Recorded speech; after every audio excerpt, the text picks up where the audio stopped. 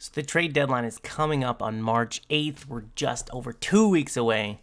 And I wanted to go over a team or a trade proposal that I think the Leafs will do. I think this is what the Leafs are going to do at the deadline. Time will tell. I'm probably going to be wrong. But this is the trajectory in which I think the Leafs are going to go. So the number one move that I think the Toronto Maple Leafs will do is I think that they're going to acquire Chris Tanev. If they don't pull off Chris Tanev, I think the next option will be that they go after Scott Walker from Philadelphia. But in this scenario, Calgary accepted a first-round pick for Chris Tanev. I've made a video in the past talking about Chris Tanev. I love the player. I just don't like the price. I don't like the price of a first-round pick for Chris Tanev.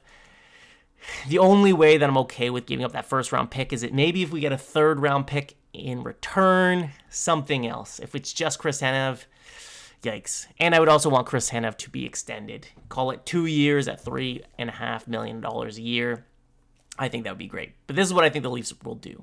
So in this scenario, I traded a first-round pick for Chris Tanev, and I also gave a fifth-round pick to Minnesota to retain a second time. So it was double retention on Chris Tanev. He went from $4.5 million a year down to $1.125 million a year. And he is going to be Morgan Rielly's partner on defense. So you have Morgan Rielly, Chris Tanev, you have Brody and Liljegren, Benoit McCabe. Not too bad. It still looks pretty good. It's just a steep price to pay for Chris Tanev. He's 34 years old, and if we do have an extension, he'd go until he's 36 or 37 or 38 if Brad Treliving goes crazy. The next move that I think they're going to do is I think they're going to want some depth pieces who are physical and who are strong. This is actually a move that I really like as well. We'll see if it ends up getting done, but these are the type of moves because it does sound like they want a forward as well. So I put Noah Gregor, Connor Timmins, a fourth-round pick and a fifth-round pick for Zach Bogosian and Patrick Maroon, who had some retention on him. Maroon has 3 Stanley Cups to his name. He's a veteran. He's very physical. He's been putting up a few points this year as well, and he's just a big man. I would not mind to have Patrick Maroon on this team just for the veteran experience and the cup experience as well. Zach Bogosian, we had him a few years ago. He would just be a great number 7 or number 8 defenseman as well. He's also huge. He's very physical. I think he'd be a really good complement. So I actually really like this D-core composition. Morgan Rielly, Chris Tanev. I like that pairing. Brody Liljegren has done extremely well over the past few games since Rielly has been suspended. Benoit and McCabe have been very good as well. Gio is a warrior. Bogosian's a warrior.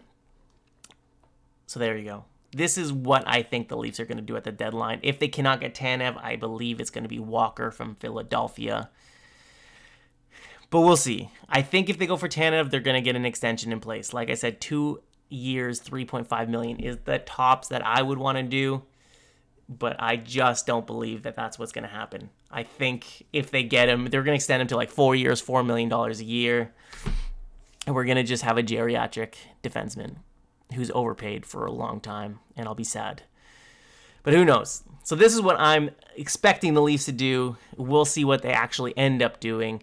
But adding some physicality, adding some depth, adding some veteran presence, and adding a top 4 right D. Preferably, Chris Tanev is a second-pair defenseman, but this is the best that we can do in this scenario. I've also made trade proposals as to the all-in scenario, the scenario where the Leafs just go absolutely crazy, and the scenario that I would do. In both of those scenarios, Chris Tanev was actually Adam Larsson. Adam Larsson was the target that I went after. That's a scenario that I really enjoy. Anyways, what do you think the Leafs are going to do at the deadline? I would love to hear. And also feel free to drop a subscription. It's free. Just hit that like button, subscribe to the channel. I'm going to be making content on a semi-regular basis, so anytime I post a video, if you're subscribed, you will get notified, and you'll see my content more frequently. Anyways, so much love to each and every single one of you. Brian, the Leafs guy, out of here. Until next time.